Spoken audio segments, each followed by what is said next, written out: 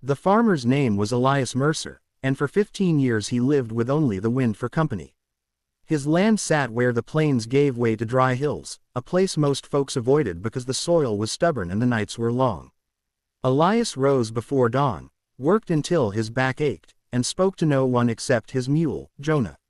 He had buried his parents young, never married, and learned the quiet language of survival, how to read clouds, how to coax water from reluctant ground, how to endure.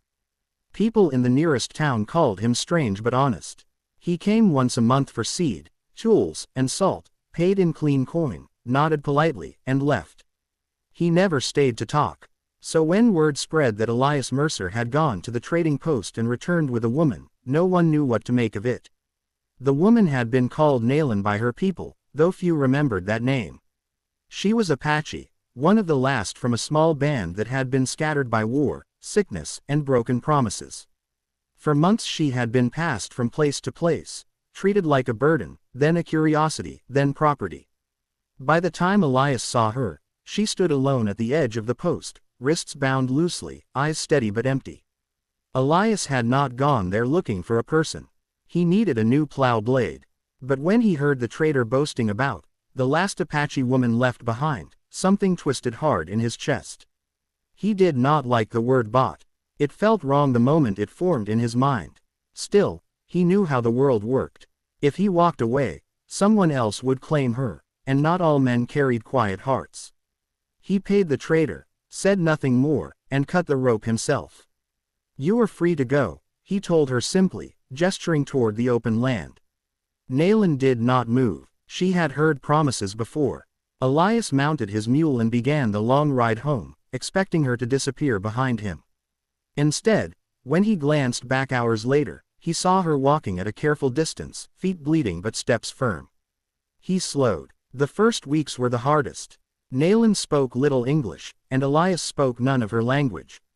He gave her a small room near the kitchen, left food outside the door, and never entered without knocking.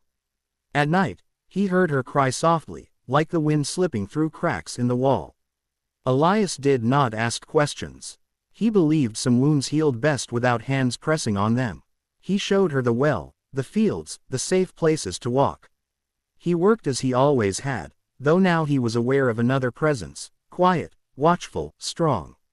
Nayland rose before him, helped with the animals, learned the rhythm of the land as if it had once belonged to her. Slowly, words came. She taught him how to say water in her tongue. He taught her the names of stars as he knew them. Some nights they sat on opposite sides of the fire, sharing silence like bread. In town, whispers followed him.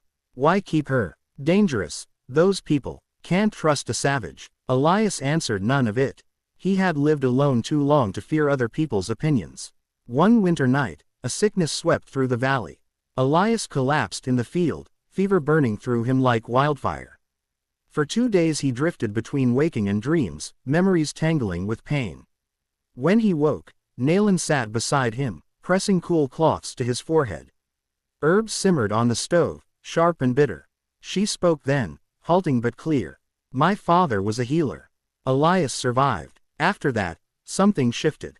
Not ownership, not obligation, something quieter, stronger, trust." In spring, soldiers rode through the valley, asking questions about runaways. Elias stood in his doorway, hands steady, heart pounding. "No one here but me," he said. Nayland watched from the window, understanding more than words could carry.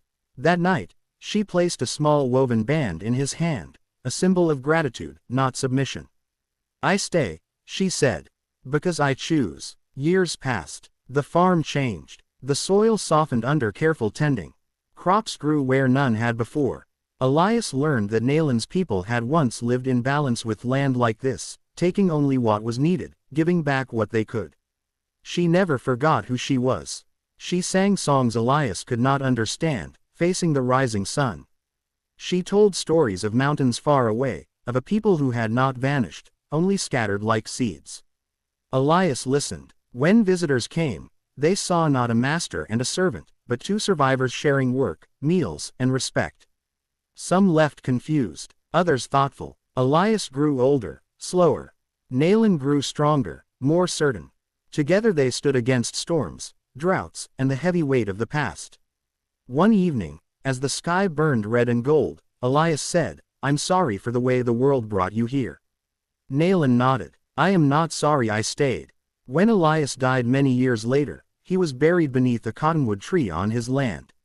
Nayland placed stones in the Apache way, marking his journey with care. She did not leave after that. The farm became known as a place of quiet fairness, where travelers could find water, rest, and a story worth hearing. And people no longer spoke of the farmer who lived alone.